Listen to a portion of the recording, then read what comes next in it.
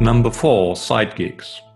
The development team increases the scope of the sprint without prior consulting the product owner by adding unnecessary work to the sprint backlog items. We also refer to this as scope stretching or gold plating. This ignorance may result in a questionable allocation of resources. Let me give you one example. A few years ago, we decided to add authentication of users via OpenID. And when the developer showed what he built at the end of the sprint, I was surprised that he built something that could handle multiple OpenIDs and administrate those. And at the time, it was a rare occasion that a user had one OpenID. So I think he had a lot of fun building this kind of system. I'm sure it was one of the very few applications of handling multiple OpenIDs to provide authentication of users at the time.